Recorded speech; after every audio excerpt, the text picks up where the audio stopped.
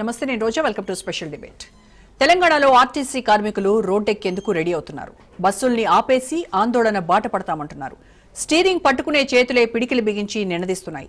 ప్రజా రవాణా ప్రమాదంలో పడుతోందంటూ గర్జిస్తున్నాయి. ఓవైపు రేవంత్ సర్కార్ పంతం, మరోవైపు ఆర్టీసీ కార్మికుల పోరాటం ఉత్కంఠ రేపుతోంది. ఇంతకీ ఎవరు తగ్గుతారు, ఎవరు నెగ్గుతారు? ప్రయాణ ప్రయాసపై ఇవాల్టి స్పెషల్ డిబేట్. తెలంగాణ ఆర్టీసీలో సమ్మె సైరన్ మోగుతోంది. మరోసారి సమ్మె నోటీస్ ఇచ్చింది RTC JAC. RTC MD Sajjanar labour commissioner కు నోటీసులు ఇచ్చింది. మే 6వ తేదీ అర్ధరాత్రి నుంచి సమ్మెలోకి దిగుతామని తేల్చి చెప్పారు ఆర్టీసీ జేఏసీ నేతలు. మే 7వ తేదీ మొదటి డ్యూటీ నుంచి సమ్మెకు వెళ్తామన్నారు. తక్షణమే కాంగ్రెస్ ప్రభుత్వం తమకు ఇచ్చిన హామీలను నెరవేర్చాలని డిమాండ్ చేశారు.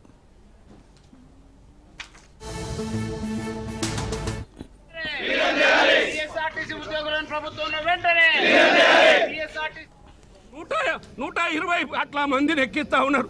మహాలక్ష్మిలో ఉన్న ఆడవాళ్ళకి ఇబ్బంది జరగదు. ఆడబిడ్డలకు మేము సేవలు చేస్తాం. వాళ్ళ కోసం స్పెషల్ బస్సులు వేయండి, మహిళా బస్సులు పెట్టండి. మగవాళ్ళకు బస్సులు పెట్టమంటే ఇవాళ డీలక్సులు, సెమీ డీలక్సులు పెట్టి మహిళలకు బస్సులు పెంచట్లేదు ఈ ప్రభుత్వం. కాబట్టి నేను ఆ ఆడబిడ్డలకు కూడా కోరుతా ఉన్నా, మీ అందరి కోసం మేము సేవ చేస్తా అనుకున్నాం. ఈ ప్రభుత్వం మోసం చేయకుండా చూడండి. తప్పకుండా బస్సులు పెంచాలి.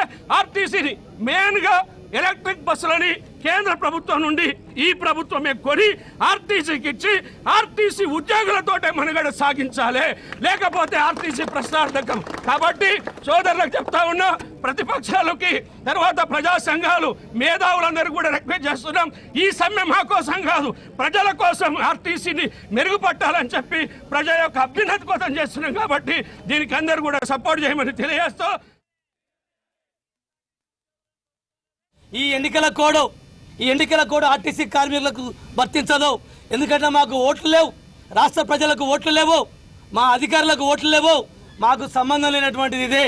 కాబట్టి ఈ ఎన్నికల కోడ్ కేవలం గెలిచిన కార్పొరేటర్లకు, మిగతా కౌన్సిలర్లకు మాత్రమే, వాళ్ళకే యునానిమస్ ఎన్నికలు. కాబట్టి ఈ కోడ్ మాకు వర్తించదని ఎలక్షన్ కమిషనర్ 24వ తారీఖు నాడు లేఖ రాస్తే, ఈరోజు ఎన్నికల కమిషనర్ కోడ్ లెటర్ మీకు ఇస్తే 24 నుంచి ఈ రోజు వరకు మీరు ఏం పని చేశారు, ఎందుకు క్లారిఫికేషన్ పంపలేదు, ఇంత మొద్దు నిద్ర ఈ లేబర్ డిపార్ట్మెంట్ ఎందుకు పోతుందని చెప్పేసి మేము అడుగుతా ఉన్నాం. కార్మిక సమస్యలు పరిష్కరించే ఉద్దేశం అటు ప్రభుత్వానికి, ఇటు యాజమాన్యానికి, ఇటు లేబర్ డిపార్ట్మెంట్కు లేదన్నది ఈరోజు అర్థమైంది. ఏది ఏమైనప్పటికీ మీకుండే వ్యూహాలు మీకుంటే, మాకుండే వ్యూహాలు మాకు కూడా ఉంటాయి. ఈ ప్రభుత్వం ఇచ్చిన హామీలను అడుగుతున్నాం. ప్రభుత్వంలో విలీనం చేస్తామని చెప్పేసి ఈ రోజు వరకు విలీనం చేయకుండా ఎందుకు మరి వెనకాడికి వేసుకుంది ప్రభుత్వం? సమాధానం చెప్పాలి. ఇలా గుర్తింపు సంఘం ఎన్నికలు పెట్టమంటే లేబర్ డిమాండ్ పెట్టలేదు, మరి ఆర్టీసీ యాజమాన్యం కూడా గుర్తించట్లేదు. ఆర్టీసీని మొత్తానికి అమ్మకానికి పెట్టేసి ఇలా ప్రైవేట్ ఎలక్ట్రిక్ బస్సుల పేరు మీద ఆర్టీసీని మొత్తం ప్రైవేట్ సంస్థలకు అప్పచెప్పడానికి ఈ రాష్ట్ర ప్రభుత్వం, కేంద్ర ప్రభుత్వాలు కంకణం కట్టుకున్నాయి. కాబట్టి వెంటనే ఆ విధానాన్ని రద్దు చేసుకొని ఆర్టీసీ సంస్థనే ఆ ప్రైవేట్ బస్సులను కొని ఆర్టీసీకి ఇవ్వాలని చెప్పేసి మేము డిమాండ్ చేస్తా ఉన్నాం. ఆయన డిమాండ్లు సమ్మె నోటీసులో 23 డిమాండ్లు పెట్టాం. ఆ 23 డిమాండ్లను అన్నిటినీ పరిష్కరించని ఎడల ఈ రోజు సమ్మె నోటీసుకు కొనసాగింపుగా ఇచ్చాం. మేము 28 తర్వాత మే 7వ తారీఖు నాడు రాష్ట్ర వ్యాప్తంగా మొదటి డ్యూటీకి సమ్మెలోకి వెళ్తామని చెప్పేసి ఈ ప్రభుత్వ యాజమాన్యం. తెలంగాణలో ఆర్టీసీ కార్మికులు పోరు బాట పడుతున్నారు. రేవంత్ సర్కార్తో తాడో పేడో తేల్చుకునేందుకు సిద్ధమవుతున్నారు. 21 డిమాండ్ల సాధన కోసం ఒక్కొక్కరుగా కదం తొక్కుతున్నారు. యూనియన్లకు అతీతంగా ఒక్కటై సమ్మె సైరన్ మోగిస్తున్నారు. త్వరలోనే ప్రగతి రథ చక్రాలకు బ్రేకులు పడనున్నాయి.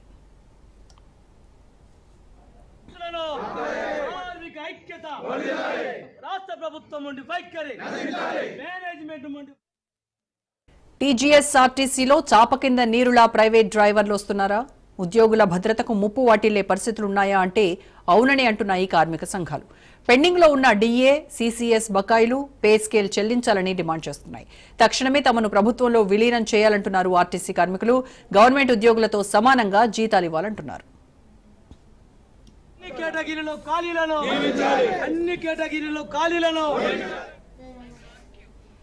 తెలంగాణ ఆర్టీసీలో 16,000 మంది కార్మికులు రిటైర్ అయినప్పటికీ కొత్త నియామకాలు చేపట్టలేదని, ఆ పని భారమంతా ప్రస్తుతం ఉన్న కార్మికులపైనే పడుతోందని ఈయూ, టీఎంయూ, ఎస్డబ్ల్యూఎఫ్ నేతలు ధ్వజమెత్తుతున్నారు. రోజుకు 14 నుంచి 16 గంటల పాటు పనిచేయాల్సి వస్తుందన్నారు. అధిక పని భారాన్ని తట్టుకోలేక ఏటా 200 మంది కార్మికులు చనిపోతున్నారని కార్మిక సంఘాలు వాపోతున్నాయి.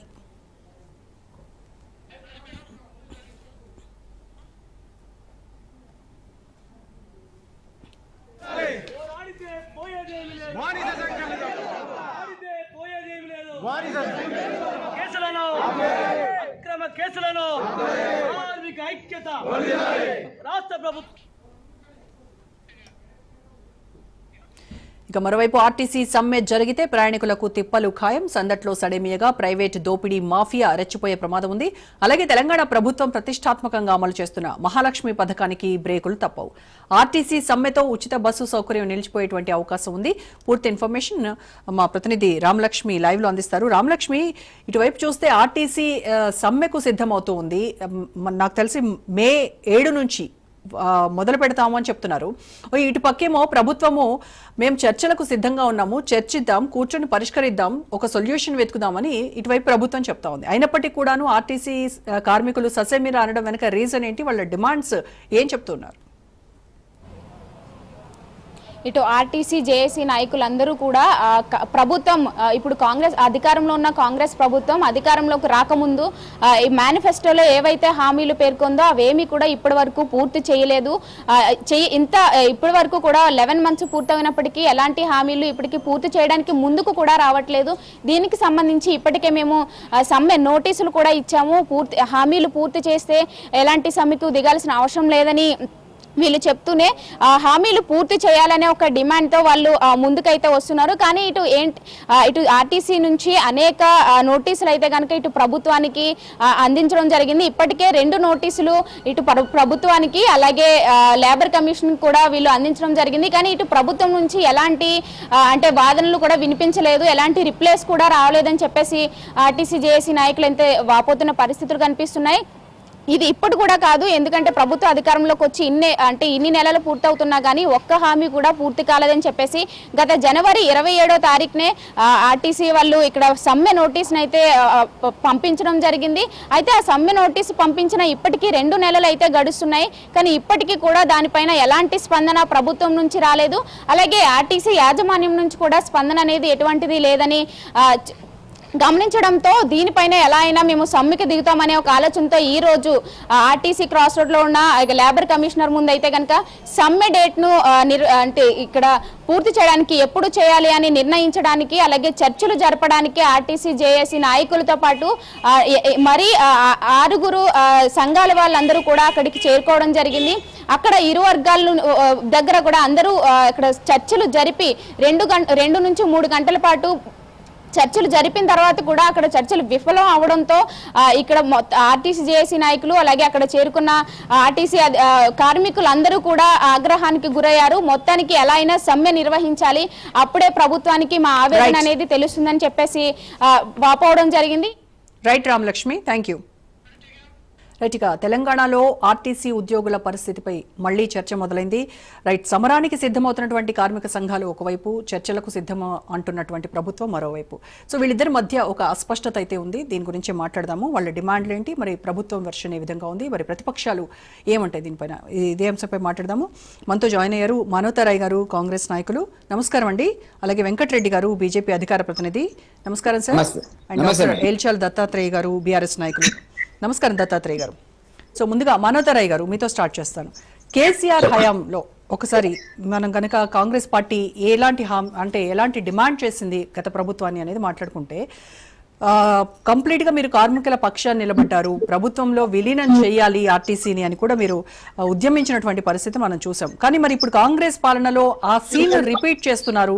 ఎందుకు అంటే ప్రభుత్వ విలీనం కాదు, ఆర్టీసీ కార్మికుల సమస్యల పైన కానీ మీరు చర్చకు సిద్ధంగా ఉన్నామని చెప్తున్నప్పటికీ కూడాను ఇటు ఆర్టీసీ సంఘాలు మాత్రము ససేమిరా అంటూ వాళ్ళు సమ్మెకి వెళ్తున్నటువంటి పరిస్థితికి చూస్తున్నాం. ఏంటంటారు, ఎందుకు?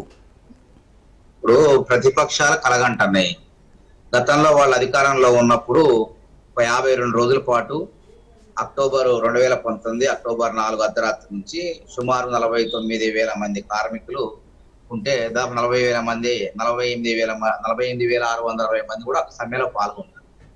సమ్మెలో పాల్గొన్నందుకు ఆ కార్మికులందరినీ కూడా 48,660 మందిని తీసేశారు, విధుల్లోకి చేరమని హెచ్చరించారు. 1200 మంది మాత్రమే చేరారు. కానీ సమ్మె అనేది నోటీసులు ఇవ్వటం అది కార్మిక సంఘాల హక్కు. అసలు కార్మిక సంఘాలు లేకుండా చేశారు. యూనియన్లే ఉండొద్దు అని చెప్పేసి మొత్తం వాళ్ళని నిర్దాక్షిణంగా అణచివేసే ప్రయత్నం చేశారు. కానీ కాంగ్రెస్ ప్రభుత్వాలు అలా ఉండవు. ప్రభుత్వాలు చాలా జాగ్రత్తగా కాంగ్రెస్ ప్రభుత్వం ఆలోచన చేస్తుంది. కార్మికులు ఏది 21 డిమాండ్లు పెట్టారు, గతంలో 26 డిమాండ్లు పెట్టారు. తప్పకుండా మా పొన్నం ప్రభాకర్ గారు కూడా గతంలో స్పష్టంగా చెప్పడం జరిగింది. ప్రధానమైన డిమాండ్ ఒక్కటే వాళ్ళది. ప్రధాన సమస్త సమస్యలకు పరిష్కారం ఏంది? గత ఆంధ్రప్రదేశ్ లో విలీనమైంది ప్రభుత్వం, ఇక్కడ ఎప్పుడైంది? మేనిఫెస్టోలో ఉన్నది. తప్పకుండా చేసే కార్యక్రమంలో భాగంగా ఒక్కొక్క హామీని అమలు చేసుకుంటూ ఆర్టీసీ కార్మికుల వైపు కూడా వాళ్ళ డిఎల్ గానీ పెండింగ్ లో ఉన్న అంశాలు వాటిని కూడా పరిష్కరించడానికి ప్రభుత్వం సిద్ధంగా ఉన్నది. ఇంకేముంది, మళ్ళీ సకల జనుల సమ్మె వచ్చిందని చెప్పి రకరకాల పుకార్లు ప్రచారాలు. అంటే ఆ రోజు శ్రీనివాసరెడ్డి అక్టోబర్ 5న ప్రచారం జరిగితే కేసీఆర్ పుండు మీద కారం జల్లే విధంగా ఆ రోజు వ్యవహరించిన తీరు 30 మంది కార్మికులు చనిపోవడం జరిగింది. అక్టోబర్ 12వ తారీఖున శ్రీనివాసరెడ్డి, మా ఖమ్మంలో శ్రీనివాసరెడ్డి అని డ్రైవర్ చనిపోతే ఎవరిని ఆ అపోలో హాస్పిటల్ మన డిఆర్డిఏ హాస్పిటల్ దగ్గర తీసుకొస్తే ఎవరిని వెళ్ళకపోతే రేవంత్ రెడ్డి గారు, మేము, ఆ అశ్వత్థామరెడ్డి గారు, వీళ్ళంతా థామస్ గారు, వీళ్ళంతా వచ్చారు. ఆ రోజు మేమే వెళ్ళిపోయి మరి ఆ రోజు పెద్ద ఎత్తున కార్మికుల పక్షాన్ని నిలబడ్డాం. మాకు తెలుసు కార్మికుల బాధలు కష్టాలు కూడా తెలుసు. ఏది కూడా సమ్మె అనేది అది కార్మికుల హక్కు చేస్తారు. ఇప్పుడు చూడండి, విద్యార్థులపై ఎస్సీలో పెట్టిన కేసులు కూడా ఉపసంహరించుకునేందుకు ప్రభుత్వం సిద్ధమైంది. అట్లా ఆ విధంగా ఉంటుంది ప్రజాస్వామ్య విధానం ఉంటుంది కాంగ్రెస్ లో. కాబట్టి పాపం వాళ్ళ కళ్ళగానొద్దు ప్రతిపక్షాలు. ఏం కాదు, మే 7వ తారీఖు ఇచ్చారు టైము, ఇది ఏప్రిలే, ఇంకా సమయం ఉన్నది. ఈ లోపు కార్మిక సంఘాలతో ఆర్టీసీ మరి చైర్మన్, ఎండి, తర్వాత ప్రభుత్వ మంత్రి, ముఖ్యమంత్రి వీళ్ళందరూ కూడా చర్చలు జరుపుతారు. సానుకూలంగా ఆర్టీసీకి ఏవైతే కాంగ్రెస్ ప్రభుత్వం ఇచ్చిన మేనిఫెస్టోలో ఇచ్చిన హామీలు, పార్టీ ఇచ్చిన హామీలు తప్పకుండా అమలు చేస్తాం. ప్రతిపక్షాలు కళ్ళగన్నట్టు ఇవాళ అధికారంలో ఉన్నప్పుడు అణిచివేసి ఇవాళ వచ్చేసి ఊదర కొడితే మాట్లాడితే ఎవరు నమ్ముతారు అసలు వాళ్ళని? ఆ స్వేచ్ఛ, అసలు ఉద్యమం చేసే స్వేచ్ఛ లేదా? ఇందిరా పార్కులు అన్ని బంద్ చేస్తే మేమే కొట్లాడి తెస్తే ఆ రక్తపాతం జరిగి ఆ రోజు కోదండరామ్ గారు హైకోర్టులో కేసు వేస్తే అట్లా కోర్టులు తీర్పు ఇచ్చిన తర్వాత పోరాటాల తర్వాత ఇవన్నీ కూడా ఉన్నది. కాబట్టి 30 మందిని పొట్టన పెట్టుకొని ఇలా ముసలికన్నీళ్ళు గారిస్తే నమ్ముతారా ప్రతిపక్ష పార్టీ బీఆర్ఎస్ పార్టీ?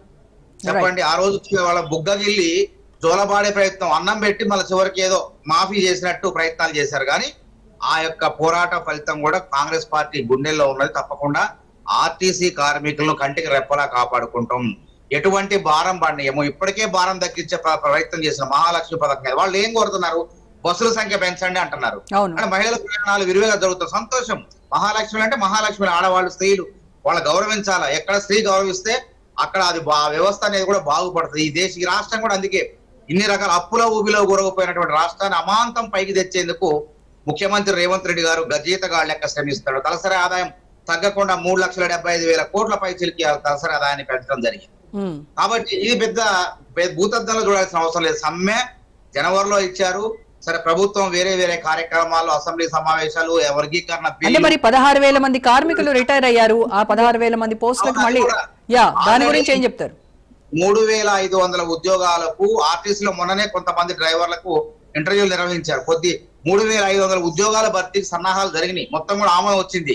ఈ యొక్క వర్గీకరణ అనేది క్లారిటీ వచ్చిన తర్వాత ఏది ఆల్రెడీ అసెంబ్లీలో ఆమోదమైంది, 42% అయిపోయింది.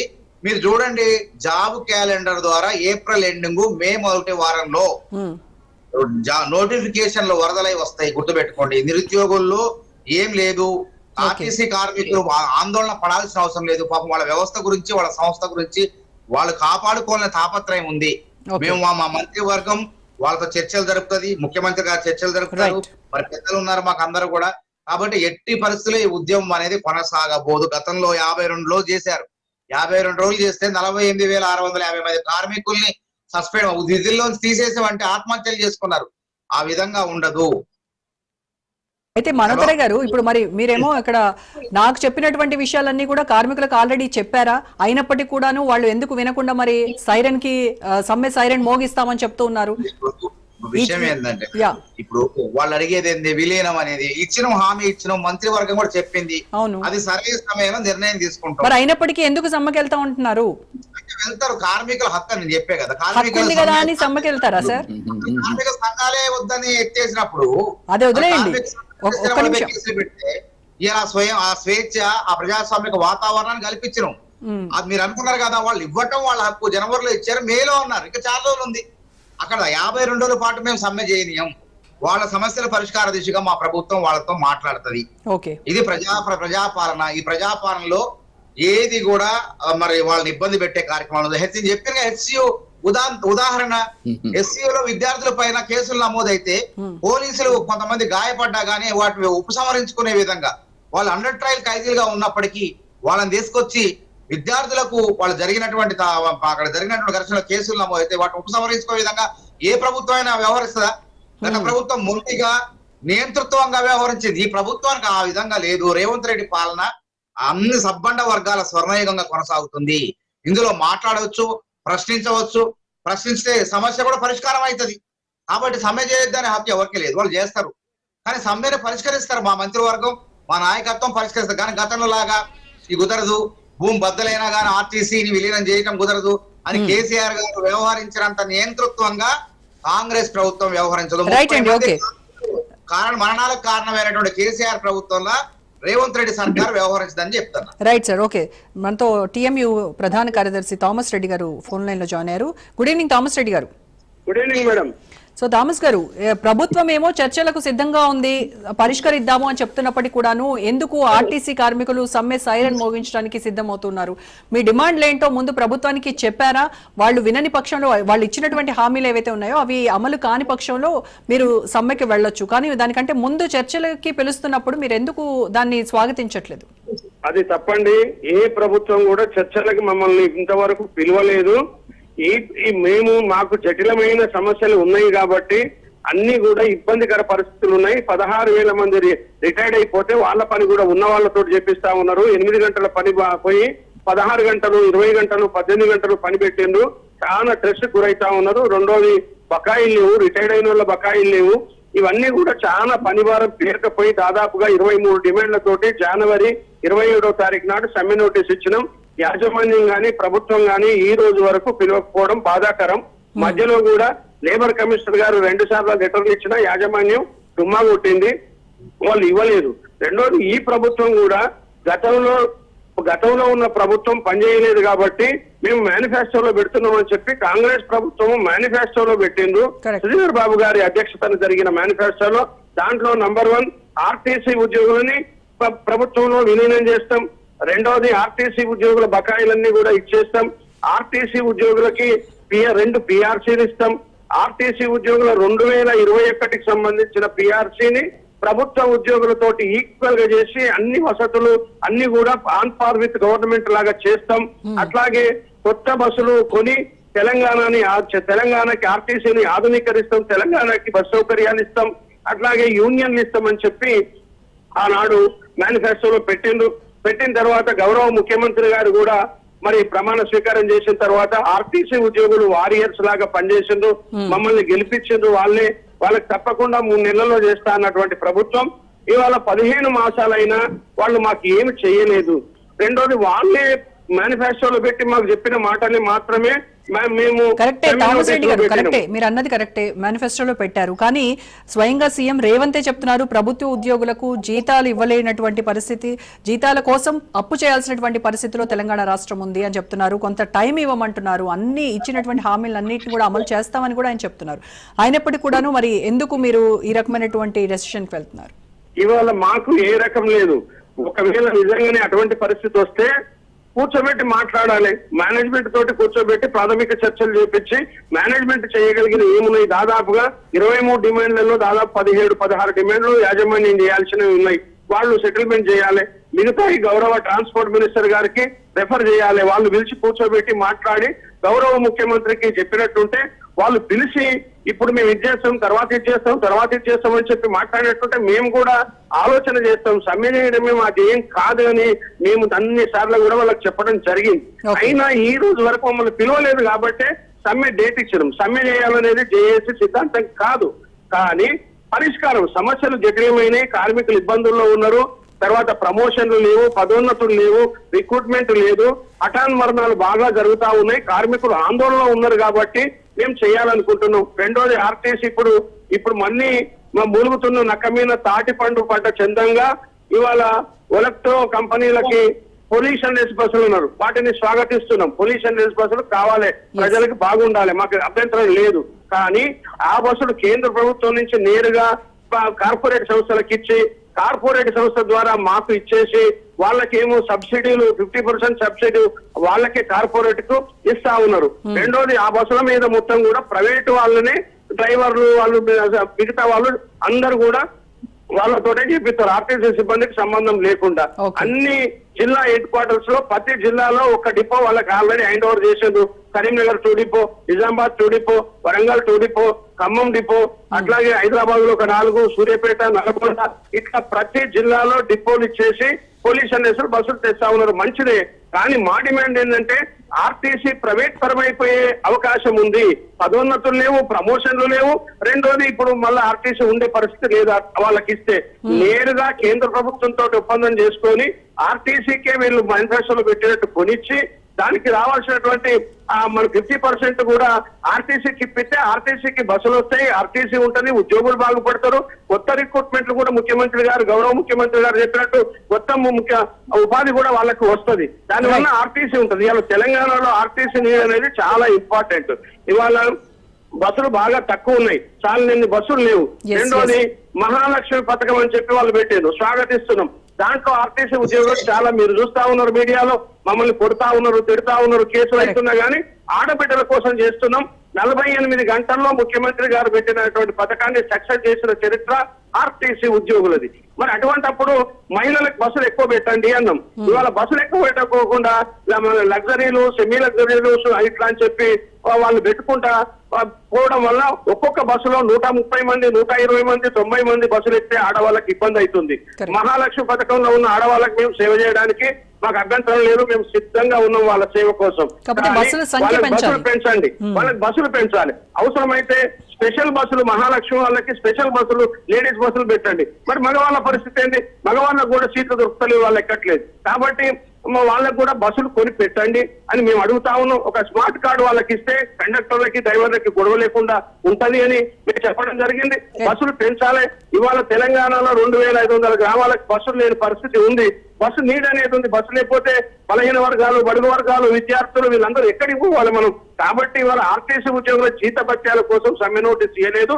సంస్థ పరిరక్షణ, కార్మిక సంక్షేమం, సమస్యల పరిష్కారం కావాలన్న ధ్యేయంతో ఇస్తే ఇప్పటి వరకు కూడా ఈ రోజు వరకు కూడా మేడం, ఈ రోజు వరకు కూడా ఆర్టీసీకి జీతాలు ఇవ్వలే. మాకు అందరికి దశల వారీగా ఇస్తా ఉన్నారు 3 రోజుల నుంచి. ఇవాళ కూడా ఇవాళ ఇంకా రేపు ఇస్తారో తెలియదు. అంటే ఫస్ట్ నాడు జీతాలు ఇచ్చే పరిస్థితి కూడా దిక్కులేదు ఆర్టీసీకి. ఇంకొక ఇంపార్టెంట్ ఏంటంటే గత ప్రభుత్వాలు అన్ని కూడా వైఎస్ఆర్ రాజశేఖర రెడ్డి ఉన్నప్పుడు, తెలుగుదేశం కావచ్చు, బీఆర్ఎస్ ప్రభుత్వం కావచ్చు, ఆర్టీసీకి బడ్జెట్ లో వాటాదానం పెట్టి ఆర్టీసీని ఆధునీకరించిండ్రు, కొత్త బస్సులు కొనిచ్చిండ్రు. 1500 కోట్లు గత ప్రభుత్వం పెట్టింది. ఇవాళ నిన్న బడ్జెట్ లో చూస్తే మాకు ఆర్టీసీ 1 రూపాయి కూడా పెట్టలే. కేవలం మహాలక్ష్మి పథకానికి 4305 కోట్లు పెట్టిండ్రు. నెక్స్ట్ ఇయర్ వరకు ఉండాలి. కానీ మహాలక్ష్మి పథకానికి నెలకి 400 కోట్లు ఆర్టీసీకి ఇవ్వాల్సి ఉంది. 350 కోట్లు ఇస్తా అని చెప్పి గవర్నమెంట్ ప్రతినిధులు చెప్పిండ్రు. ఆ 350 కోట్లు కూడా ప్రతి నెల ఇస్తే ఇంత పరిస్థితి ఉండదు. వాళ్ళు ఇవ్వట్లేదు. వాళ్ళకి తోచినంత ఇవ్వడం వల్ల దాదాపుగా ఇప్పటి వరకు 5000 కోట్ల పైన ఇంకా రావాల్సి ఉంది. అవి రాకపోగా, ఈ బడ్జెట్ లేకపోగా ఆర్టీసీ ఉద్యోగులకు ఇబ్బందులు అయితే మీరు ఆర్టీసీ సంస్థను పరిరక్షించడానికి, కార్మికుల సంక్షేమం కోసము మీరు ఏదైతే కొన్ని డిమాండ్లు పెట్టారో అవి ప్రభుత్వం ముందు ఉంచడం, మీరు సమ్మెకు దిగుతాను అని అంటున్నారు, ఫైన్.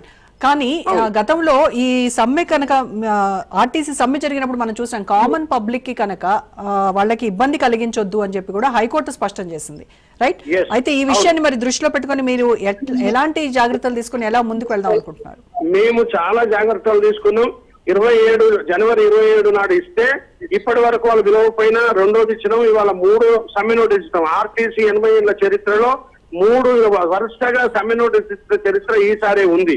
అందుకే మేము పెళ్లిళ్ళ సీజన్ చూసినాం. పిల్లలు కూడా అందరికి కూడా ఎగ్జామ్ పిల్లలు కూడా పోవాలి, రాయాలని చెప్పి వాళ్ళకు కూడా టైం ఇచ్చినాం. నిన్న పండుగల వరకు, నిన్నటి వరకు కూడా మనము శ్రీరామనవమి కూడా ఎవరికి ఇబ్బంది జరగదు ప్రజలకని చెప్పి చాలా చేసి తప్పనిసరి పరిస్థితుల్లో సమ్మె మేము మే 6వ తారీఖు అర్ధరాత్రి 7వ తారీఖు ఫస్ట్ బస్సు నుంచి అని చెప్పినాం. అప్పటి వరకు కూడా మేము సమ్మె చేయాలనే సంకల్పం మాది కాదు. యాజమాన్యం గవర్నమెంట్ పిలిచి మాట్లాడి పరిష్కారం చేస్తే ఓకే. మీరన్నట్టుగా ముఖ్యమంత్రి గారు చెప్పినట్టుగా ఒకే రోజులో అన్ని పరిష్కారం కావు. కానీ సో ఈ 52 రోజుల్లో మీరు ఇచ్చినటువంటి టైంకి 52 రోజులు మిగిలింది. ఈ 52 రోజుల్లో కనుక ప్రభుత్వం స్పందించి మిమ్మల్ని చర్చలకు పిలిస్తే మాట్లాడి దీన్ని సామరస్యంగా పరిష్కరించేటువంటి అవకాశం అయితే ఉందంటారు. తప్పకుండా ఉంటే మేము ఎప్పుడు కానీ సమ్మె కాదు, పరిష్కారం కావాలి. ప్రజలకి ఎవరికి ఇబ్బందులు జరగద్దు, ఆర్టీసీ ఉద్యోగులకి జరగద్దు. ఆర్టీసీ ఉండాలి, ఆర్టీసీ ఉంటేనే ఇవాళ తెలంగాణకి బాగుంటుందన్న ఉద్దేశంలో ఉన్నాం. ఎప్పుడు అర్ధరాత్రి పిలిచినా చర్చలకు మేము సిద్ధం. మా దేశజాడాలు లేవు. ప్రభుత్వంతో మాకు కూడా మాకు శత్రుత్వం లేదు. ప్రభుత్వం పిలిచి మాతోటి మాట్లాడితే పరిష్కారానికి మేము సిద్ధంగా ఉన్నామని మీ ద్వారా వాళ్ళకి తెలియజేస్తాం. మీరు ఫోన్ లోనే లైన్ లో ఉండండి దయచేసి. Right, okay. దత్తాత్రేయ గారు, కేసీఆర్ హయాంలో కూడా మనం చూసాం ఆర్టీసీ సమ్మె జరిగింది. అప్పుడు చాలా రోజుల పాటు వాళ్ళ డిమాండ్లను పరిష్కరించకుండా కేసీఆర్ కొంత కఠినంగా వ్యవహరించింది కూడా, మీరు ఆ వ్యతిరేకతను కూడా చూశారు. సో అలాంటిది చివరకు మరి కేసీఆర్ సామరస్యంగా దీన్ని ఏదో పరిష్కరించారు, బట్ దానికి పూర్తి న్యాయం చేయలేకపోయారు. సో మరి ఇప్పుడు మీరు మరి కాంగ్రెస్ ని విమర్శిస్తూ కాంగ్రెస్ హయాంలో ఆర్టీసీ కార్మికులు పడుతున్నటువంటి కష్టాలు, వాళ్ళు సమ్మెకి దిగడం కరెక్ట్ అనడాన్ని ఎంతవరకు సమంజసం? అంటే నమస్తే అండి రోజా గారు, మీకు ప్యానెల్ లో ఉన్నటువంటి మిత్రులకు ముఖ్యంగా థామస్ గారు మీరు లైన్ లో ఉండండి, వినండి దయచేసి. మిగతా గెస్ట్లు ఏం మాట్లాడుతున్నారు? యా, దత్తాత్రేయ గారు. ఇంతకు ముందే నేను థామస్ అన్నతో సుదీర్ఘంగా 15 నిమిషాలు మాట్లాడింది. ఆ థామస్ అన్న చెప్పిన దాంట్లో చాలా వాస్తవాలు ఉన్నాయి.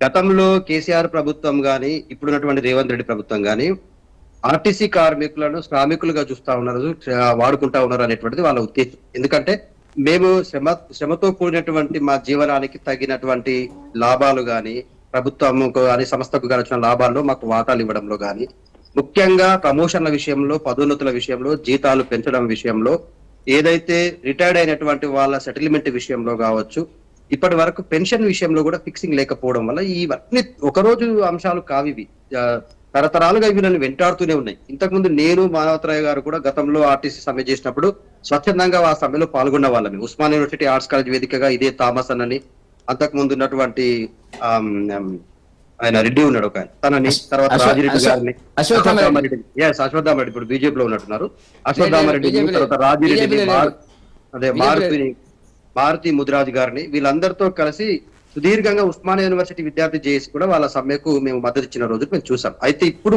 ప్రస్తుత పరిస్థితుల్లో ఏంటంటే ఈ ప్రభుత్వం ఏదైతే ప్రతిష్టాత్మకంగా ఆర్టీసీని ముందు పెట్టి అధికారంలోకి వచ్చిందో, మహాలక్ష్మి పథకం అనేటువంటిది ఖచ్చితంగా వాళ్ళకి ఓట్లు రాల్చినటువంటి పథకం. ఆర్టీసీ కార్మికులని, ఆర్టీసీ బస్సులని, ఆర్టీసీలో ఉచిత ప్రయాణం పేరు మీద ఆడవాళ్ళ ఓట్లు మొత్తాన్ని కూడా గంపగుత్తగా వేయించుకున్న ప్రభుత్వం. ఖచ్చితంగా వాళ్ళు పెట్టే చిన్న డిమాండ్స్ అవి పెద్ద డిమాండ్స్ ఏం కావు. ఇవాళ దీని వెనకాల ఆర్టీసీని ప్రైవేట్ పరం చేసే కుట్ర దాగి ఉంది అనేటువంటిది స్పష్టంగా థామస్ అన్న గారి మాటల్లో స్పష్టమైంది. ఎందుకు ఇవాళ ఎలక్ట్రానిక్ బస్సులని మొన్న ప్రగల్భాలు పలుకుతూ ముఖ్యమంత్రి గారు ఆవిష్కరించిన సందర్భంలో ఆ ఎలక్ట్రానిక్ బస్సులకు డ్రైవర్స్ గా చాలా సీనియర్ మోస్ట్ గానీ ఆర్టీసీలో పనిచేస్తున్న వాళ్ళని ఎవరిని కూడా పెట్టుకోలేదు. ప్రైవేట్ వ్యక్తులను డ్రైవర్లుగా పెట్టి ఆ ఎలక్ట్రానిక్ బస్సులను రన్ చేస్తా ఉన్నారు. అంటే సంస్థకు ఆర్టీసీ కార్మికులకు మధ్య బంధాన్ని తెంపేసింది ఆ ఎలక్ట్రానిక్ బస్సుల యొక్క వ్యవహారం అనేటువంటిది స్పష్టంగా ప్రతి ఒక్క ఆర్టీసీ కార్మికుడు అదే విషయాన్ని మాట్లాడతాం. మీ హయాంలో బీఆర్ఎస్ ప్రభుత్వము టీజీఎస్ ఆర్టీసీ ఉద్యోగుల కోసం ఎలాంటి సంక్షేమం చర్యలు తీసుకుని చెప్పండి. ఇప్పుడు మేము చెప్పేది ఏంటంటే, మీరు చాలా మంచి ప్రశ్న అడిగారు, ఖచ్చితంగా మేము దానికి జవాబు చెప్పాల్సిన అవసరం ఉంది. 2014లో తెలంగాణ రాష్ట్రం వచ్చిన తర్వాత 41 రోజుల సకల జనుల సమ్మెలో ప్రతి ఉద్యోగి పాల్గొనడన్న ఉద్దేశంతో ఆర్టీసీ కార్మికులు కూడా పాల్గొన్నారు అని చెప్పేసి మాట్లాడిన కేసీఆర్ గారు 42% ఫిట్మెంట్ ఇచ్చారు. మీరు ఇక్కడ ఉన్నటువంటి ఏ ఆర్టీసీ ఉద్యోగులైనా అడగండి, ప్రభుత్వ ఉద్యోగులను అడగండి, వాళ్ళ యొక్క డిఏలు గాని, వాళ్ళకు ఉన్నటువంటి ఫిట్మెంట్స్ గాని, వాళ్ళకి ఇస్తున్నటువంటి జీతభత్యాల పెంపు విషయంలో గాని, బోనస్ విషయంలో గాని ఏ ఒక్క రోజు కూడా కేసీఆర్ గారి ప్రభుత్వంలో వాళ్ళని దగా చేసి గాని మోసం చేసింది గాని చేయలేదు. ఒకటి, ప్రభుత్వంలో విలీనం అనేటువంటి విషయంలో వాళ్ళు చాలా మొండికేసి దాదాపుగా 40 రోజులు సమ్మె చేస్తే ఒక 2-3 ఆర్టీసీ కార్మికులు కూడా ప్రాణత్యాగాలు కూడా చేసుకున్నారు. అది దుర్భరమైనటువంటి పరిస్థితి, అది జరగకూడదు, జరిగింది. దానికి ప్రాశ్చాత్తాప పడినటువంటి ముఖ్యమంత్రి కేసీఆర్ గారు తక్షణం వాళ్ళని పిలిపించి, మీకు పూర్తి స్థాయిలో మా ప్రభుత్వం నుంచి మద్దతు ఉంటుంది, మీరు కోరిన ప్రతి డిమాండ్ని అంటే టైం బేస్డ్ గా మేము ఫిలప్ చేస్తాము, మీ ఆ కోరికలను కూడా నెరవేరుస్తామని చెప్పారు. వాళ్ళతో కలిసి అదే ప్రగతి భవన్ లో భోజనం చేసి వాళ్ళ కోరికలకు ఆర్టీసీ ప్రభుత్వంలో విలీనం చేసే అంశం మీద కూడా నిర్ణయం తీసుకున్నారు. అయితే ప్రస్తుతం ఏంటంటే మేడం, రాష్ట్ర ప్రభుత్వంలో అధికారంలో ఉన్న కాంగ్రెస్ పార్టీకి ఎందుకు పెద్ద ఎత్తున బాధ్యత ఉందని చెప్తా ఉన్నామంటే, మేము ఆర్టీసీని వాడుకుని ఓటు బ్యాంకు రాజకీయాలు మేము చేయలేదు. మహాలక్ష్మి పథకం పేరు మీద జరుగుతున్నటువంటి నాటకం మామూలు నాటకం కాదు. ఆర్టీసీ సంస్థను పూర్తి స్థాయిలో ప్రైవేట్ పరం చేయాలనేటువంటి ఒక దురుద్దేశం ఉంది.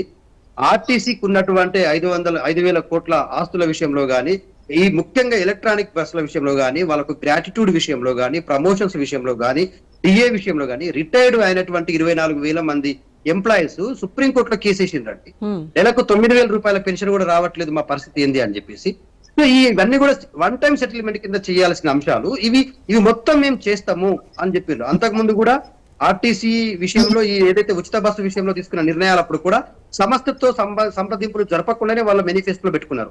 ఇవాళ సంస్థ అడుగుతా ఉంది, మీరు నిర్ణయం తీసుకున్నారు, ప్రభుత్వంతో కట్టుబడి ఉన్నాము, మేము మీ అండర్ ప్రకారం ఉచిత బస్ సర్వీసులు కల్పించినాము. మరి సంస్థకు ప్రతి నెల 3,500 కోట్ల దాదాపుగా అవసరం అవుతా ఉంటే ఇవాళ 350 కోట్ల రూపాయల నిధులు కూడా మీరు ఇవ్వట్లేరు. ప్రతి నెల రావాల్సింది 3 నెలల పెండింగ్ లో ఉంది. ఇప్పుడు ఇది 350 రూపాయల ప్రతి నెల ఇవ్వాల్సినటువంటి 350 కోట్ల రూపాయలు పెండింగ్ లో పెట్టడం వల్ల సంస్థని ఏ విధంగా గాడిలోకి పెడతారు చెప్పండి మీరు? ఒకవైపేమో ఉచిత టికెట్లు మహిళలకు పూర్తి స్థాయిలో, ఇంకేమన్నారు వాళ్ళు పాపం ఏమన్నారు, మహిళలకు సపరేట్ బస్సులు పెట్టండి. ఇవాళ మహిళలు ఎక్కుతున్నటువంటి బస్సుల్లో మగవాళ్ళు ప్రయాణం చేసేటప్పుడు చాలా ఇబ్బందికరంగా అవుతా ఉంది. సీట్ల విషయంలో ఇబ్బందులు అవుతా ఉన్నాయి, గొడవలు అవుతా ఉన్నాయి, కొట్టుకునే పరిస్థితికి వస్తుంది. ఆడవాళ్లే పాపం చాలా మంది జుట్లు పట్టుకొని కొట్టుకునే పరిస్థితి మనం ఎన్నో వీడియోలు చూసినాం. వాళ్ళ ఆడవాళ్ళ యొక్క గౌరవ మర్యాదలు కాపాడుతూ మన ప్రభుత్వం ఏ స్థాయిలో చర్యలు తీసుకుందండి చెప్పండి? ఎలక్ట్రానిక్ బస్సులు ప్రారంభించి ప్రైవేట్ పరం చేసింది. ఇవాళ డ్రైవర్లు ప్రైవేటే, ఎలక్ట్రానిక్ బస్సులు ప్రైవేటే. ఎలక్ట్రానిక్ బస్సుల్లో మహిళలకు ఉచిత ప్రయాణం లేదు. మరి ఇంత పెద్ద ఎత్తున ఈ ద్రోహానికి పాల్పడేటువంటి రేవంత్ రెడ్డి ప్రభుత్వాన్ని ప్రశ్నించకూడదండి? వాళ్ళు చాలా ఆచి తూచి ప్రభుత్వంకు ఉన్నటువంటి హాలిడేలు, సమ్మెలు, వాళ్ళ యొక్క పనులు, కార్యక్రమాలు, పండుగలు అన్నిటి పక్కన పెట్టి, ఎగ్జామ్స్ పక్కన పెట్టి May 6th రోజు అర్ధరాత్రి నుంచి మేము సమ్మెకు పోతున్నాం అని చెప్పి పాపం మండు టెండర్లో మళ్ళీ సమ్మె నోటీసులు ఇచ్చారు. ఇవాళ ప్రభుత్వం బాధ్యతాయుతంగా వ్యవహరించి ఇది పరిష్కరించాల్సిన. సో నెక్స్ట్ వెంకటరెడ్డి గారితో మాట్లాడదాం. వెంకటరెడ్డి గారు, ఇప్పుడు కాంగ్రెస్ ప్రభుత్వము, గతంలో బీఆర్ఎస్ ప్రభుత్వం, రెండు ప్రభుత్వాల్లో కూడా మనం చూసాము ఆర్టీసీ కార్మికులు సమ్మె సైరన్ మోగించారు, సమ్మెకు వెళ్లారు. ఆ తదనంతర పరిణామాలు కూడా మనం చూసాం. మరి బీజేపీ స్టాండ్ ఏంటి? కార్మికులను సంతృప్తి పరచడంలో ఏంటి సొల్యూషన్ అని బీజేపీ భావిస్తోంది? ఇప్పుడు ఒకటి మేడం, ఇంతకు ముందు థామస్ రెడ్డి గారు మాట్లాడినటువంటి అయితే ఉంది ఏదో మేనిఫెస్టో, కాంగ్రెస్ మేనిఫెస్టో నా దగ్గర ఉంది. పేజీ నెంబర్ 28లో 42 పేజీల మేనిఫెస్టోలో 28 పేజీలో 14వ ఐటమ్ కింద 5 అంశములు చెప్పినారు. మళ్ళీ నేను చెప్పదలుచుకోలేదు, ఆయన చెప్పినవన్నీ కరెక్ట్. గతంలో తెలంగాణ ఉద్యమంలో ఆర్టీసీ టీఎంఈ యొక్క పాత్ర చాలా గొప్పది. సింగరేణి కాలరీస్ అనండి, టీఎన్జిఓలు అనండి, ఆర్టీసీ అనండి. ఆర్టీసీ అర్ధరాత్రి కొత్త సంఘంగా ఆనాడు ఉమ్మడి ఆంధ్రప్రదేశ్ లో సమైక్య రాగం వినిపించేటువంటి ఆర్టీసీ కార్మికులను కాదని నాయకత్వాన్ని తోసిపుచ్చి ఒక సంఘం ఏర్పడ్డది, టీఎంయూ అనేటువంటిది. అది ఆనాడు అశ్వత్థామరెడ్డి గారు, థామస్ రెడ్డి గారు వీళ్ళిద్దరు ఉన్నారు. ఎందుకంటే నేను జేఏసీలో స్టీరింగ్ కమిటీ ఉన్నాను, కోదండరామ్ గారితో మేము పనిచేస్తున్నాం కాబట్టి స్టీరింగ్ కమిటీ ఈ సభ్యత్వం కూడా వాళ్ళకు ఉన్నటువంటి పరిస్థితుల వల్లనే ఉన్నది. వాళ్ళ పొలిటికల్ గా ఏం పోలేదు ఆ రోజు ఉన్నటువంటిది. గొప్ప సంచలనాత్మకమైనటువంటి మార్పు అది ఆర్టీసీ కార్మికులు. ఆ రోజు నుంచి మరుసటి రోజు నుంచే మొత్తం ప్రయాణికులంతా కూడా ఇబ్బందులకు రావడం జరిగింది. ఒక చలనం, ఒక ప్రభంజనం జరిగింది ఆర్టీసీ తెలంగాణ ఉద్యమంలో జాయిన్ అయినటువంటి పరిస్థితుల. సరే జరిగింది, తెలంగాణ వచ్చింది. అశ్వత్థామరెడ్డి గారు, థామస్ రెడ్డి గారు అంతా కొంత ప్రభుత్వానికి అనుకూలంగానే, కేసీఆర్ ప్రభుత్వానికి అనుకూలంగానే చేసినారు. సమస్యలను పరిష్కరించలేదు, చేయాల్సినటువంటి కార్యక్రమాలు చేయకపోయేటప్పటికి వాళ్ళు ఏంటంటే సమ్మె చేసినారు. ఇంతకుముందు మానవతారాయ్ గారు చెప్పినట్టుగా 50-52 చేసిన తర్వాత కేసీఆర్ గారు దుర్బుద్ధిగా, అన్యాయంగా, అక్రమంగా అశ్వత్థామరెడ్డిని అనుసరడానికి కార్మిక సంఘాలను తప్పుదోవన పట్టించేటువంటి పద్ధతుల దాడి పెట్టి ఆ సంఘం ఆయన్ని మామూలుగా ఉద్యోగం నుంచి తీసేసేటువంటి పరిస్థితి వచ్చింది. సరే ఆనాడు నేను మాట్లాడరు, థామస్ రెడ్డి గారు ఎట్లా ఉన్నారు, ఎక్కడ ఉన్నారు అంటే నేను వ్యక్తిగతంగా నేను తీసుకోను. కానీ ఏదైతే ఆ రోజు చేసినటువంటి దుర్మార్గమైనటువంటి కార్యక్రమం వల్ల వాళ్ళు ముసలి కన్నీరు గారుస్తున్నారు. వాళ్ళు అడిగినటువంటి సమస్యలు, వాళ్ళ పాత్ర గొప్పది. మీరేమో రాజకీయంగానేమో పదవులు, ఎమ్మెల్యేలు, ఎంపీలు ఇవన్నీ మీరు అనుభవిస్తారు. కార్మికులు అడిగినటువంటి సాధారణ అంశాలను కూడా పట్టించుకోకుండా నీ లెక్కేంది, నీ కథ ఏంది అనేది ఒక వ్యక్తి అంటే ఏమిటి దాడి చేసేటువంటి పద్ధతులు చేసి కేవలం అశ్వత్థామరెడ్డిని అనుసరడానికి మొత్తం ఆ సంఘాన్ని భ్రష్టు పట్టించినట్టు లంచ్ పెట్టినాడు. ఎక్కడ ప్రగతి భవన్ లో లంచ్ పెట్టినాడు, పొట్ట మీద కొట్టినాడు. ఇది ఉన్నటువంటిది. బిల్లు పాస్ అయింది, ప్రభుత్వంలో విలీనం కావాలా ఉద్యోగస్తులందరినీ కూడా బిల్లు పాస్ అయింది. బిల్లు పాస్ అయితే దాన్ని గవర్నర్ గారు కూడా ఆమోదించినారు. ఏది 2023 ఆగస్టు ఆ ప్రాంతంలో అనుకుంటాను. దాన్ని అమలు పరచలేదు. ఒక్కటే కేసీఆర్ గారు చేసినటువంటి వ్యక్తిగత దాడి ఏంటంటే అశ్వత్థారాముడి కేంద్రంగా ఆర్టీసీ రాజకీయాలు నడపడం అనేటువంటిది ఒక ప్రజానాయకుడికి ఉండవలసినటువంటి లక్షణం కాదు అనేటువంటిది నేను చెప్పగలుగుతాను. Yes. సరే, ఆర్టీసీ అయిపోయింది, సమ్మె అయిపోయింది, కాంగ్రెస్ అధికారంలోకి వచ్చింది, అన్ని మేము సరిదిద్దామన్నారు, విలీనం చేస్తామన్నారు, మీ డిఏలు ఇస్తామన్నారు, 2 పిఆర్సీలు ఇస్తామన్నారు, మీకు కావలసినటువంటి బస్సులన్నీ అధికం చేస్తున్నారు. సేమ్ కేసీఆర్ గారు ఏ పద్ధతిలో ఆయన ఏంటంటే దాడి కనపడ్డది, ఈయన దాడి లేకుండా ఇంజక్షన్ ఇచ్చేటువంటి పద్ధతి స్లో పాయిజనింగ్ లోపల రేవంత్ రెడ్డి గారు కాంగ్రెస్ ప్రభుత్వం కూడా ఆర్టీసీ వాళ్ళని మోసం చేస్తున్నది. కాబట్టి వాళ్ళ భారతీయ జనతా పార్టీ కార్మికుల పక్షాన ఉంది. ఇక్కడ సమస్య ఏంటంటే థామస్ రెడ్డి గారు ఒక మాట చెప్పలేదు, మమ్మల్ని పిలవడం లేదు, మమ్మల్ని చర్చలకు పిలవడం లేదు, చర్చలు పిలిస్తే మేము ఇటో అనేటువంటిది. దీంట్లో రాజకీయాలు ఉన్నాయి, కార్మికులకు సంబంధించిన దాంట్లో వాస్తవానికి రాజకీయాలు ఉన్నాయి. ఇప్పుడు సంఘం ఎవరిని పిలవాలంటే దాని కింద కేసీఆర్ దగ్గర నుంచి ఇప్పటిదాకా గుర్తింపు పొందిన సంఘాన్ని గుర్తించాలి. ఇంతవరకు ఎవరిని పిలవాలనేటువంటి చర్చ వస్తుంది. కాబట్టి నేను ఇవాళ మాట్లాడినా ఎవరితో అశ్వత్థామరెడ్డితో మాట్లాడితే మా సంఘం గొప్పది అంటున్నాడు, వీళ్ళేమో మా 7 సంఘాలు కలిసి మేము మాయి గొప్పవి అంటున్నారు. ఐక్యత లేదు కార్మికుల మధ్య. కార్మికుల కోసం పోరాడేటువంటి అశ్వత్థామరెడ్డి గారు అనేవండి, థామస్ రెడ్డి గారు అనేవండి, రాజిరెడ్డి గారు, అప్పట్లో రాజిరెడ్డి గారు ఉన్నది, ఇప్పుడు ఉన్నారో నాకు తెలియదు. కాబట్టి వీళ్ళంతా కలిసి కార్మికుల పక్షాన పోరాడాలనుకున్నప్పుడు వాళ్ళకు ఉండేటువంటి రాజకీయ వైవిధ్యాలను పక్కకు పెట్టి, రాజకీయ వ్యక్తిగత అంశాలను పక్కకు పెట్టి, కేవలం 20 వల్ల 40 వేల మంది కార్మికుల బహుశా ఉంటే ఉండవచ్చుదేమో, వాళ్ళేమో ప్రైవేట్ వైపున వెళ్తున్నారు. ఆర్టీసీ ఎలక్ట్రానిక్ బస్సులు వచ్చేసినాయి. స్లోగా ఏం చేస్తున్నారు, ఎలక్ట్రిక్ బస్సులు కూడా 2 రకాలు మేడం, ఒకటి సాధారణ బస్సులు, ఆర్డినరీ బస్సులు, 2 ఏసీ బస్సులు. ఇప్పుడు పురుషులు ఏం చేస్తారంటే కొద్దిగా ఎక్కువ తేడా లేకున్నట్టయితే దాంట్లో ఎక్కిపోయే పరిస్థితి ఉంటుంది. డబ్బులు పేమెంట్ చేసేదే పురుష ప్యాసింజర్స్, వాళ్ళు కూడా రాకపోతే ఆఖరికి దాన్ని కుంటుబడేటువంటి ఆర్థిక అస్తవ్యస్తానికి గురి చేసేటువంటి ప్రయత్నం కూడా రేవంత్ రెడ్డి గారు కూడా ప్రయత్నం చేస్తున్నారు. కాబట్టి కార్మికుల పక్షాన భారతీయ జనతా పార్టీ ఉంది. మీ సమస్యలు, మీ రాజకీయ సిద్ధాంతాలు పక్కకు పెట్టి, రాజకీయ వైరుధ్యాలు పక్కకు పెట్టి మీరు పోరాటాలు చేయాలా, మీ సమస్యలు పరిష్కరించుకోవాలి తప్ప వ్యక్తిగత రాగద్వేషాలకు అతీతంగా ఈగోలకు. నేను మాట్లాడినా, ఆయన చెప్పినటువంటి సమస్యలు ఆయన చెప్పినాడు. అయితే వెంకటరెడ్డి గారు, మరి బీజేపీ పాలిత రాష్ట్రాల్లో ఇటువంటి రవాణా సంస్థలకు ఎలాంటి ప్రోత్సాహకాలు ఇస్తోంది? ఇప్పుడు బీజేపీ పాలిత రాష్ట్రాలలో సమస్యలు అక్కడ వేరే ఉన్నాయి. అక్కడ చాలా వరకు రకరకాల సిస్టమ్స్ ఫాలో అవుతారు. దాన్ని తెచ్చి ఇక్కడ మనం చూస్తే కాదు, తెలంగాణలో ఇవల్ల ప్రజా రవాణా పూర్తిగా 90% 95% ఆర్టీసీలో ఉంది. మీకు మహారాష్ట్రలో పోతే ఎట్లుండదు, మీరు కర్ణాటకలో చూస్తారు అనేక బస్సులు ప్రైవేట్ లో ఉన్నాయి, అక్కడ ఇక్కడ ఉన్నాయి. అక్కడ వచ్చేటువంటి పరిస్థితులను బట్టి, ప్రజల యొక్క స్పందనను బట్టి, కార్మికులను బట్టి ఆ ప్రభుత్వాలు అక్కడ నిర్ణయాలు చేస్తాయి తప్ప ఒక రాష్ట్రానికి ఉండేటువంటి విధానాన్ని ఇంకో రాష్ట్రానికి మనం అప్లై చేసి మనం జవాబు చెప్పడం కూడా కష్టం మేడం వాస్తవానికి. కాబట్టి అక్కడ వచ్చే సమస్యలు అక్కడ ఉన్నాయి, ప్రభుత్వాలు ఉన్నాయి, పార్టీలు ఉన్నాయి, ప్రజలు ఉన్నారు, ఆర్టీసీ కార్మికులు ఉన్నారు, వాళ్ళు ఏం జరుగుతుంది అనేది పెట్టండి. కానీ దేశంలో ఆర్టీసీ కార్మికులకు సంబంధించిన తెలంగాణకు ఒక ప్రత్యేకత ఉంది, ఆర్టీసీకి ఒక ప్రత్యేకత ఉంది ఉమ్మడి రాష్ట్రాల నుంచి ఇప్పటి వరకు కూడా. కాబట్టి ఈ కోణంలో ప్రభుత్వము స్పందించి శశభిషలు కోకుండా, ఈగో ప్రాబ్లం కోకుండా సమస్యలు పరిష్కరించే పద్ధతి లోపల ఉండాలని చెప్పి భారతీయ జనతా పార్టీ. రైట్ అండి. సో మానవరాయ్ గారు, ఇప్పటివరకు మనతో థామస్ రెడ్డి గారు మీరు మేనిఫెస్టోలో ఇచ్చినటువంటి కొన్ని హామీల గురించి మాట్లాడారు. సో మీరు ఏం చెప్తారు దానిపైన? ప్రభుత్వంలో విలీనం కావచ్చు, ఉద్యోగుల బకాయిలు తీరుస్తామనడం కావచ్చు, ఇవన్నీ ఇచ్చిన వాగ్దానాన్ని తప్పకుండా నెరవేరుస్తాం. ఎందుకంటే ఉదాహరణగా పక్క రాష్ట్రంలో అప్పుడు ఆ విలీన ప్రక్రియ జరిగింది, ప్రభుత్వాలు తీసుకున్నారు. కాబట్టి నేను అదే అన్నా, ఈ 14 నెలల పాలనలో అధికారంలోకి వచ్చిన 3 నెలల్లో పార్లమెంట్ ఎన్నికలు వచ్చినాయి, తర్వాత నోటిఫికేషన్ల భర్తీ కానీ ఇట్లాంటి కొన్ని అనేక అవాంతరాల నుంచి, చిక్కుల నుంచి రేవంత్ రెడ్డి గారు రాష్ట్రాన్ని అభివృద్ధి పదం నడిపే ప్రయత్నం చేస్తున్నారు. ఉన్న వాస్తవాలు చెప్పారు. కాబట్టి ఆర్టీసీ కార్మికుల యొక్క వాళ్ళకి ఇచ్చినటువంటి వాగ్దానాలను విస్మరించరు. కాకపోతే కొంత జాప్యం జరగవచ్చు. ఈ వర్గీకరణ 42% రిజర్వేషన్లు, తర్వాత స్థానిక సంస్థల ఎన్నికలు తొందరగా పెట్టాలని చెప్పేసి, తర్వాత ఈ రకరకాల వేరే అంశాలు రావటం వల్ల కొంత జాప్యం జరగకూడదు. నాకు తెలిసి రేపో మాపో చూడండి చర్చల్లో మరి థామస్ రెడ్డి గారు అందరు కూడా వెళ్తారు. ఇది చర్చించే ప్రభుత్వం తప్ప అసలు ప్రభుత్వం నుంచి అలాంటి స్పందనే లేదు ఇప్పటి వరకు అని అంటున్నారు ఆయన. నేను అదే చెప్పాను, ఎందుకు లేదు అని అంటే వేరే కార్యక్రమాలు చెప్పినాయి కదా, వర్గీకరణ, కమిషన్లు, ఇట్లా అంశాలు అనేది సుప్రీంకోర్టు తీర్పులు, వీటన్నిటిని ప్రాధాన్యత అంశాలుగా తీసుకున్నారు. కానీ ఆర్టీసీ కూడా చాలా ముఖ్యమే. ఎందుకంటే ఇలా 140 కోట్ల మంది 5,000 కోట్లు ఆదా చేసుకున్నారు మహిళలు. వాళ్ళందరికీ నిజంగా వాళ్ళందరి దీవెనలు కాంగ్రెస్ పార్టీకి ఉన్నాయి. కాబట్టి ఆర్టీసీలు బస్సులను కూడా మహిళలకి ఇస్తారు. 600 బస్సులు, 612 మండలాలు ఉంటే 600 బస్సుల్ని వాళ్ళకి కేటాయించి, వాళ్ళకి మళ్ళీ డిపోలో పెట్టించి, ఆ విధంగా మహిళల యొక్క శక్తిని, మహిళా శక్తిని పెంచుతారు. అందుకే రేవంత్ రెడ్డి గారి యొక్క స్థాయి ఎక్కడ ఉందంటే ఈరోజు ఇండియన్ ఎక్స్ప్రెస్ జాబితాలో 39వ స్థానం నుంచి 29వ స్థానం ఎందుకు వచ్చిందంటే, ఓ పక్క మహిళా సాధికారత, ఓ పక్క రిటైర్డ్ ఉద్యోగుల్ని తీసివేసి 6,000 మంది నిరుద్యోగ ఉద్యోగాలు నింపే ప్రయత్నం, ట్రాన్స్జెండర్లను గుర్తించి వాళ్ళ విధుల్లో తీసుకోవటం, అనేక రకాలుగా రాష్ట్రం అప్పులో కేసీఆర్ దుబారా మూలంగా దివాలా తీసిన తెలంగాణని ఆయన గట్టెక్కించే ప్రయత్నంలో ఉన్నారు.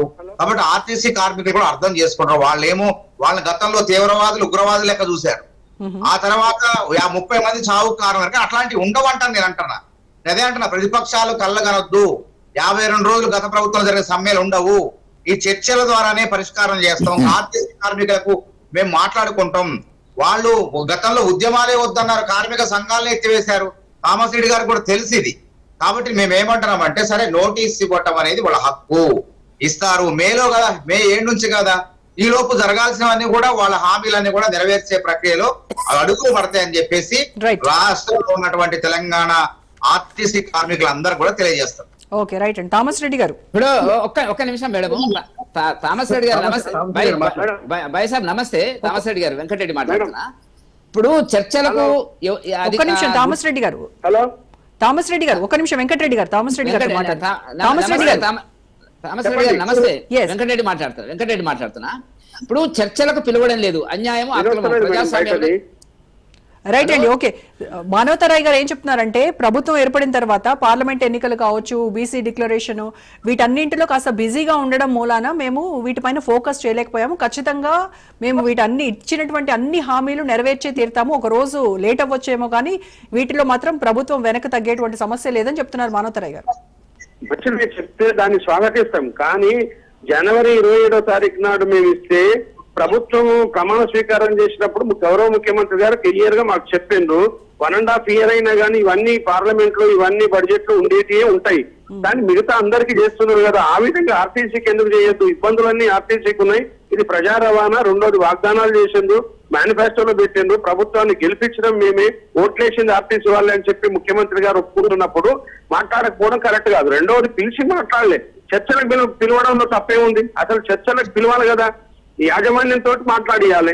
గౌరవ ట్రాన్స్పోర్ట్ మినిస్టర్ గారు పిలిచి మాట్లాడాలి, రిపోర్ట్ ని ముఖ్యమంత్రికి ఇవ్వాలి. వారు కూడా ఏమైనా పాలసీ ఉంటే చెప్పాలి. రెండోది ఏదైనా చెప్తే కూడా వినడానికి మేము సిద్ధంగా ఉన్నాం. ఒకే రోజు మేము బట్టే కొందరికి 3 ఎకరాలనే నేచర్ లో చేసి లేదు. ఇవాళ దశల వారిగా ఏమిస్తారు, ఎప్పుడు ఇస్తారు, ఏమిస్తారు అనేది చెప్పమంటున్నాం మేము. అవన్నీ ఏం లేకుండా కానీ ఇవన్నీ ఉన్నాయంటే కరెక్ట్ కాదు. ఇవాళ ఆర్టీసీ ప్రైవేట్ పరం కావడానికి సిద్ధం అయిపోయింది ఎలక్ట్రిక్ బస్సులతోటి. తర్వాత బడ్జెట్ లో డబ్బులే పెట్టలేదు, మహాలక్ష్మి పథకమే ఇస్తలేరు. తర్వాత యూనియన్ ఇవ్వడానికి ఏమైనా డబ్బులు అవుతాయా?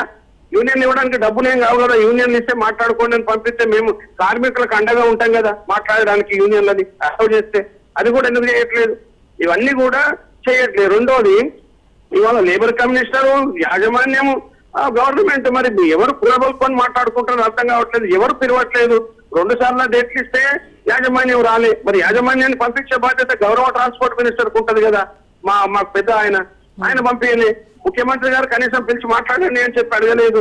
మాకు అపాయింట్మెంట్ దొరకదు ముఖ్యమంత్రి గారిది.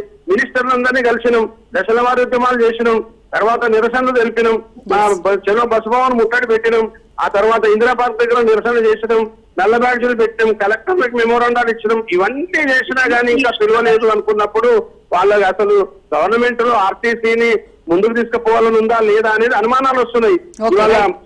ఇవాళ మన గౌరవ ప్రైమ్ మినిస్టర్ గారు పెట్టినప్పుడు దానికి రావాల్సిన దాన్ని వాళ్ళ ముఖ్యమంత్రి గారికి స్వయం ప్రతిపత్తి ఉంటది. కేంద్ర ప్రభుత్వంతో ఒప్పందం చేసుకొని ఆ ఒలక్టో కంపెనీకి ఇచ్చే బస్సుల్ని ఆర్టీసీకే నేరుగా ఇప్పించి రాయితీలు ఇస్తే ఈ పంచాయతీ ఉంటుంది ఆర్టీసీలో. అవన్నీ ప్రైవేట్ వాళ్ళు వచ్చి ప్రైవేట్ వాళ్ళతో చేస్తే ఆర్టీసీ ఎక్కడ ఉంటుంది? రేపు కొత్త రిక్రూట్మెంట్లు ఇవన్నీ కూడా ఉన్నాయి. చాలా ప్రమాదం ఉంది అని మేము ఒక్కసారి థామస్ రెడ్డి గారు, మానవతరాయ్ గారు, థామస్ రెడ్డి గారి ఆవేదన, ఆయన అంటే ఆర్టీసీ కార్మికులందరినీ రిప్రజెంట్ చేస్తూ మాట్లాడారు వాళ్ళ సమస్యల గురించి. సో మీరే ఏంటి మీ వర్షన్? ఇప్పుడు ఒక ప్రధానం ఏంటంటే, ఇందాక కూడా చెప్పాను నేను, విలీనం అనేది ప్రధానమైన డిమాండ్. అది ప్రభుత్వంలో విలీనం, రాష్ట్ర ప్రభుత్వ ఉద్యోగులతో సమానంగా గుర్తింపు, గౌరవం, వాళ్ళ జీతపత్యాలకు సంబంధించిన అంశం ఇది. ఆ తర్వాత అంశాలన్నీ కూడా తర్వాత. ఆర్టీసీ అనేది ప్రైవేటు పరం కాదు, ఇది గుర్తుపెట్టు. ఇది కాంగ్రెస్ ప్రభుత్వం. బీఆర్ఎస్ లాగా వాళ్ళ నాయకులకు ఆర్టీసీ ఆస్తులు ఇచ్చినట్టు దారాదత్తం చేసినట్టు కుదరదు, ఇది గుర్తుపెట్టుకోండి థామస్ రెడ్డి గారు. మేము మళ్ళీ మీతో గౌరవ మంత్రి గారు, ఆర్టీసీ మంత్రి గారు పొన్నం ప్రభాకర్ గౌడ్ గారు త్వరలోనే రేపో మాపో, నాకు తెలిసి ఇప్పటికల్లా ప్రభుత్వం నుంచి ఆదేశాలు కూడా వచ్చుంటాయి. తప్పకుండా ఇది చర్చించే ప్రభుత్వమే. ఇది హక్కులను మీ హక్కులు చర్చించి పరిష్కరించే ప్రభుత్వమే కానీ మిమ్మల్ని నిర్బంధించే ప్రభుత్వం కాదు. దయచేసి తెలుసుకోండి. తర్వాత మీరు అన్నారు యూనియన్లు కొనసాగు. తప్పకుండా ప్రజాస్వామ్య దేశంలో ఆ యూనియన్లని ఇప్పుడు పుట్టే కాదు, ఎప్పుడో స్వతంత్ర రాకపూర్వం నుంచి కూడా కార్మిక సంఘాలు ఇవన్నీ కూడా కొనసాగుతున్నాయి. కాబట్టి అట్లాంటి వాటికి అవకాశం లేదు. అదే అంటున్నా, ఒక ఎస్సీయూలో విద్యార్థుల్ని కేసులు పెడితే ఆ కేసులు ఉపసంహరించుకునే విధంగా ప్రభుత్వం వ్యవహరిస్తుంది. ప్రభుత్వం అణచివేయదు. ఇలా ఉత్తరప్రదేశ్ లో మన ఢిల్లీలో రైతులు ధర్నాలు చేస్తుంటే సంవత్సరం నుంచి చేస్తున్నారు. ఒక ఆయన 133 రోజులు పాపం ఇలా దీక్ష విరమించిండు ఆయన. వాళ్ళకి ఏం చెప్పారు మొత్తానికి అట్లా ఆ విధంగా సుదీర్ఘంగా కార్మికులు గాని రైతులు గాని విద్యార్థులు గాని ఇబ్బందులు పడకుండా వాళ్ళు చెప్పేది వింటాం. గతంలో లాగా నియంతలాగా వ్యవహరించాం.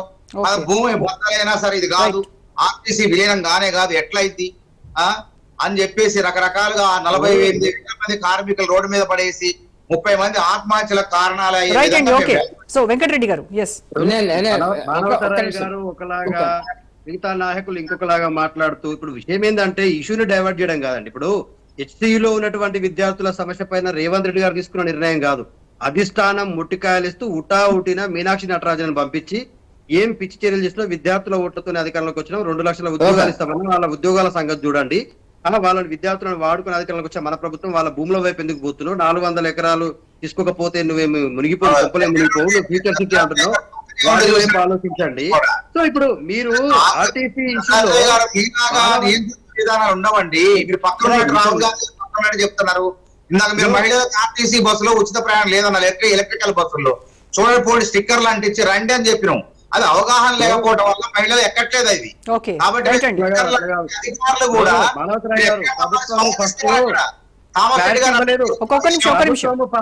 ఫస్ట్ వినండి, ప్రభుత్వము మీరు ప్రత్యేకంగా చెప్పలేదు. రైట్, ఆర్టీసీలో ఉన్నటువంటి బస్సులకు మీరు ప్రైవేట్ యాజమాన్యాల చేతుల్లో పెట్టిన తర్వాత ఆర్టీసీలో ఎక్కినటువంటి వ్యక్తుల ఆధార్ కార్డులు ఎవరు చెక్ చేస్తారు? వాళ్ళు ఎక్కిన తర్వాత దిగిన చాలా మంది మహిళలు కూడా మాట్లాడుతూ ఉన్నారు. ఇవాళ పక్కన దిగినటువంటి వాళ్ళు చాలా మంది నార్మల్ యూట్యూబ్ ఛానల్స్ కు వాటి గురించి మాట్లాడుతూ ఎక్కిన తర్వాత దించేస్తున్నారు. ఈ బస్సులు ఎవరి కోసం కొన్నారు, ఇవి మా కోసం అని కాదంట, ఇవి ప్రత్యేకంగా దీన్ని ప్రైవేట్ పరం చేసేస్తా ఉంటారు. దీంట్లో ఈ ఆర్టీసీ బస్సుల్లో ఉన్నటువంటి యజమానులు ఎవరు, ఎవరికి హక్కులు కల్పించారు? 4-5 మహిళలకు పేపర్లు ఇచ్చేసి మిగతావన్నీ ఎవరి పేరు మీద ఉన్నాయి?